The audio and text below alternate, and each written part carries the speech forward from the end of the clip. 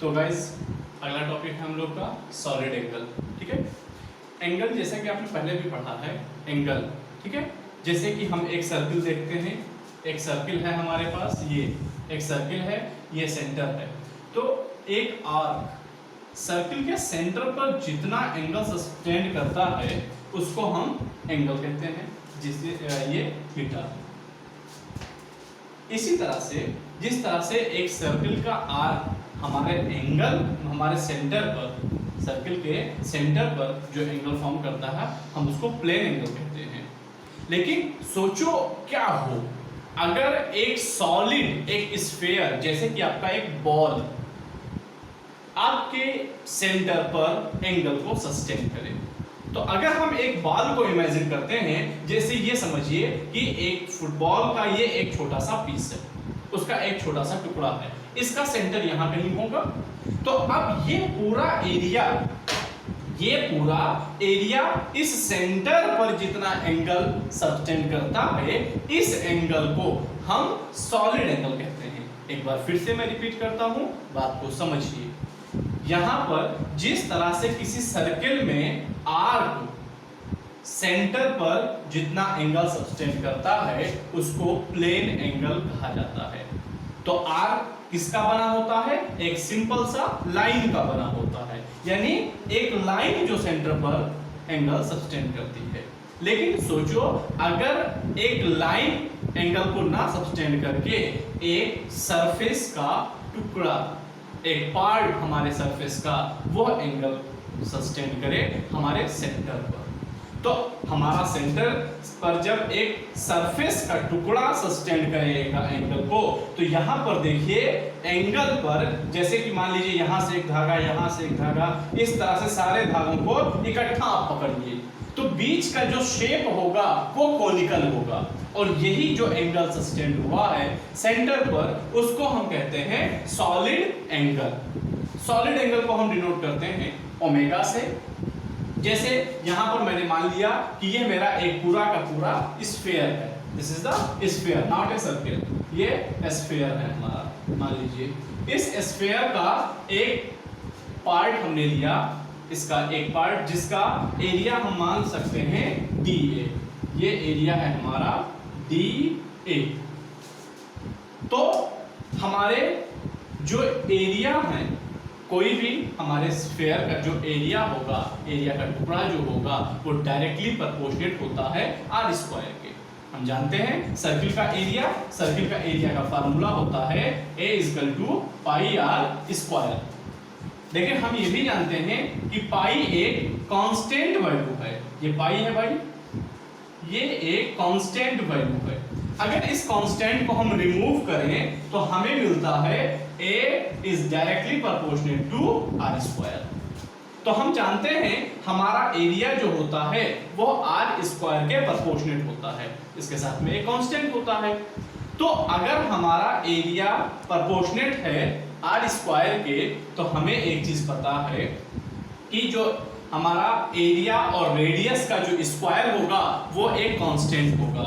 जैसा कि मैंने यहाँ पर आपको लिख भी दिया है, the spherical area DA is directly proportional to the square of radius, the ratio of DA by R square। तो हमारा एरिया और रेडियस के स्क्वायर का जो रेशियो होगा वो कांस्टेंट होगा, और इसी कांस्टेंट को हम क्या कहते हैं? D omega. क्या कहेंगे हम इसको? डी ओमेगा, क्योंकि अगर छोटा सा एरिया है तो एंगल भी छोटा ही बनेगा। एक small part of area is sustained the small angle on the centre. तो एक छोटा सा एरिया छोटा सा ही एंगल सस्टेन करेगा, और इस छोटे को हम डेल्टा या डी से डिनोट करते हैं। तो D omega = DA by R। सोचो अगर हमारा DA R के इक्वल हो जाए। दूसरी चीज, अच्छा इसका यूनिट क्या होता है? तो जैसे हम जानते हैं कि हमारा एंगल का, प्लेन एंगल का यूनिट होता है रेडियन, तो सॉलिड एंगल का यूनिट जो होता है वो होता है स्टेरेडियन, और स्टेरेडियन को डिनोट करते हैं SR से। तो ये हो गया हमारा सॉलिड एंगल का यूनिट। अब हम इस पे आगे बढ़ते हैं, हमें डिफाइन करना है कि एक स्टेरेडियन एंगल कितना होगा, उसकी डेफिनेशन हम कैसे देंगे। तो देखो मैंने आपको पहले भी क्लासेस में समझाया है कि किसी चीज को हम रटते नहीं हैं, हमें रटना बिल्कुल भी नहीं है, हमें इस चीज को समझना है कि हम कैसे कर सकते हैं।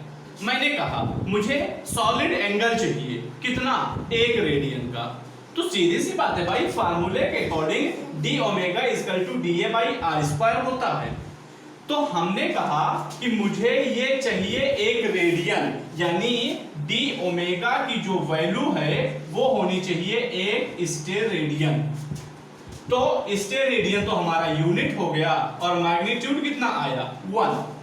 तो ये 1 आपको कैसे मिलेगा, ये 1 हमें तब मिलेगा जब हमने पढ़ा है मैथमेटिक्स में कि अगर डिनोमिनेटर और न्यूमरेटर दोनों इक्वल हैं तो वैल्यू क्या होती है फ्रैक्शन की, 1 होती है। दैट्स मीन कि अगर डीए आर स्क्वायर के इक्वल हो जाए, here if in equation first d a equal to r square, अगर डीए और आर इन दोनों का मैग्नीट्यूड न्यूमेरिकल वैल्यू इक्वल हो जाता है, तो जब फ्रैक्शन में न्यूमरेटर डिनोमिनेटर दोनों इक्वल होते हैं तो फ्रैक्शन की वैल्यू 1 होती है। तो अगर हमने डीए को आर के इक्वल सपोज किया तो हमें इसकी वैल्यू क्या मिल गई, d omega equal to 1 steradian. So what is the 1 steradian, तो 1 स्टेरेडियन जो हुआ वो क्या हुआ, एक सॉलिड एंगल है। कैसे, therefore 1 steradian is the solid angle subtended by a part of a sphere at the center of the sphere when the area of the part is equal to the square of the radius of the surface। आपको रटना नहीं है, आपको समझना है। जैसा कि जो कंडीशन हमने यहां अप्लाई किया उसी चीज को स्टेटमेंट में आपको लिख देना है। फिर से समझते हैं कैसे, भाई देखिए D omega that's mean solid angle, solid angle 1 कब हुआ, जब डी ए आर स्क्वायर के इक्वल हो गया। तो हम कह सकते हैं कि एक स्टेरेडियन वह सॉलिड एंगल है जो एक पार्ट के थ्रू, एक स्फेरिकल पार्ट के थ्रू सेंटर पर सस्टेंड किया जाता है, जबकि आपके पार्ट का एरिया 1 मीटर स्क्वायर होना चाहिए और आर स्क्वायर की वैल्यू भी 1 आनी चाहिए। आप ऐसे भी समझ सकते हैं और इसको इस तरह से भी कह सकते हैं कि आपके एरिया, आपके पार्ट का एरिया रेडियस के स्क्वायर के इक्वल हो जाए। देखिए सिंपल है, याद हो गया। फिर से मैं एक बार रिपीट कर देता हूं, solid angle 1 unit 1 steradian solid angle वह एंगल होता है जो किसी स्फेरिकल सरफेस के एक पार्ट के थ्रू सस्टेंडेड हो, कहां, सर्किल स्फीयर के सेंटर पर, और आपका एरिया, आपके पार्ट का जो एरिया होना चाहिए वो उस स्फीयर के रेडियस के स्क्वायर के इक्वल होना चाहिए। इसी चीज को आपको स्टेटमेंट में लिख देना है, जो कि मैंने यहां लिख दिया है। आप इसको नोट भी कर सकते हैं वीडियो को पॉज करके, तो आप इसको नोट कर लेंगे। और ये हो गया आपके एक स्टेरेडियन सॉलिड एंगल का डेफिनेशन। तो अब सोचिए कि यहां पर अगर हमारा डी ओमेगा है एक छोटे से पार्ट के थ्रू, हमारा जो स्फीयर था उसके एक पार्ट के थ्रू डी ओमेगा एंगल यहां सस्टेंड होता है, तो बताइए इस पूरे स्फीयर के थ्रू यहां पर कितना एंगल सस्टेंड होगा, दैट्स मीन ओमेगा की वैल्यू कितनी होगी। तो चलिए अब हम उसको करते हैं।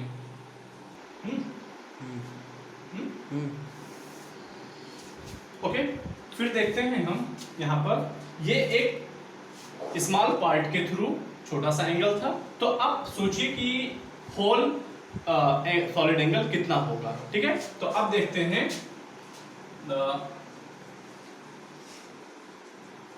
Solid angle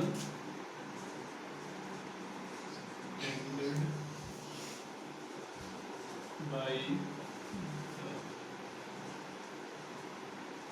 entire surface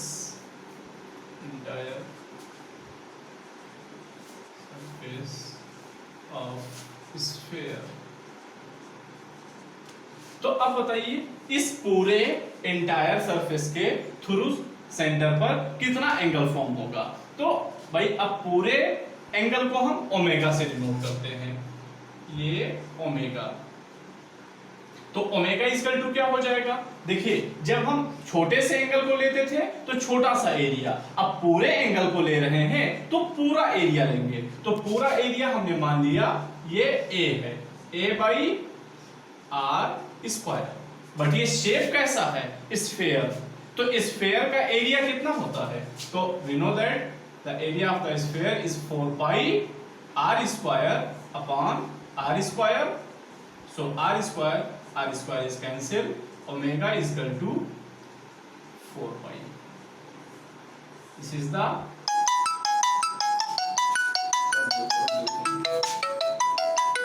okay.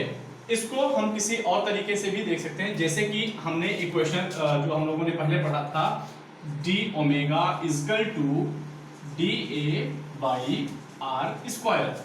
कुछ लोग इसी चीज को इस तरह से भी करते हैं कि जैसे देखिए एक छोटे से एरिया के थ्रू एक छोटा सा एंगल सस्टेंड हुआ, तो बताइए पूरे एरिया के थ्रू कितना एंगल सस्टेंड होगा।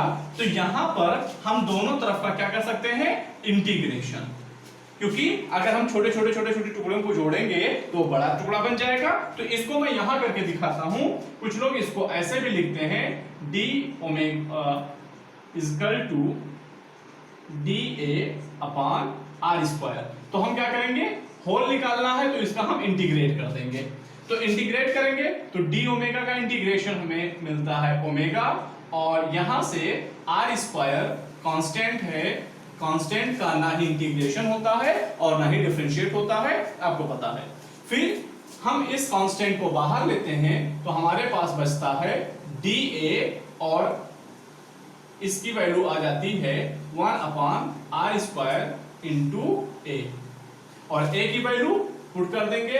ए की वैल्यू कितनी हो जाएगी हमारी, 4 pi are square upon are square. यहां पर मैं लिख देता हूं A equal to 4 pi are square. Spherical surface है, सो आर स्क्वायर कैंसिल, और ओमेगा इक्वल टू 4 पाई। ये इस तरह से भी हम इसको लिख सकते हैं, ठीक है। हाँ, एक चीज और आपको बताना है कि जैसे देखिए कि अगर ये एंगल हमारा, ये सरफेस कुछ एंगल पर झुका हुआ है, तो अगर ये कुछ एंगल पर झुका हुआ होगा तब हम ओमेगा की वैल्यू कैसे कैलकुलेट करेंगे, अब हम इसको देख लेते हैं। तो यहां पर तो देखिए, अब अगर मान लीजिए कि आपका जो एरिया है वो कुछ एंगल पे झुका हुआ है, आपके सेंटर से कुछ एंगल पे ये ऐसे था और ये झुका हुआ है। तो अगर मान लीजिए ये एंगल पे झुका है, ये हमारे उसके साथ बनाता है थीटा एंगल। एक मिनट, तो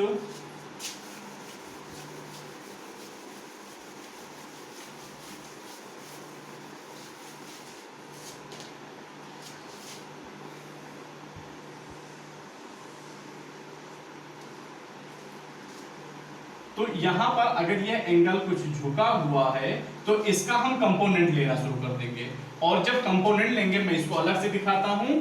ये मेरा एक झुका हुआ एरिया है, तो इसके दो कंपोनेंट बन जाएंगे, एक कंपोनेंट ये और एक इस डायरेक्शन में, और ये कंपोनेंट होगा हमारा डी ए कॉस थीटा, और ये है हमारा डी ए। तो इसका हम दो वेक्टर बना लेंगे, एक कंपोनेंट cos थीटा और दूसरा कंपोनेंट होगा हमारा sin थीटा। तो ये इस पर इस तरह से एंगल फॉर्म करेगा cos थीटा, और sin थीटा इसके परपेंडिकुलर इधर चला जाएगा, जिससे हमारा कोई भी एंगल सस्टेंड नहीं होगा। तो हम उसको छोड़ देंगे, तो यहां पर जो हमारी वैल्यू आएगी वो आएगी एरिया की डी ए cos थीटा, ये cos कंपोनेंट हो जाएगा। तो डी ओमेगा की वैल्यू जो होगी, डी ओमेगा इक्वल टू हो जाएगा आपका d a cos theta upon are square. तो हम इसको यूज करेंगे उस सिचुएशन पर जब सेंटर पे हमारा एरिया डायरेक्ट एंगल को सस्टेंड नहीं करेगा, हमारे हॉरिजॉन्टल से कुछ एंगल पे झुका होगा, तो इस सिचुएशन में हम इसका प्रोजेक्शन निकालेंगे और प्रोजेक्शन जो होगा वो DA cos थीटा होगा और उसके थ्रू यहां पर हम एंगल को सस्टेंड करेंगे और देखेंगे तो हमें मिलता है DA cos theta by r²। Okay, जो भी कंफ्यूजन होगी आप मैसेज करके, कमेंट करके आप पूछ सकते हैं और आप उसको पूछ लीजिएगा।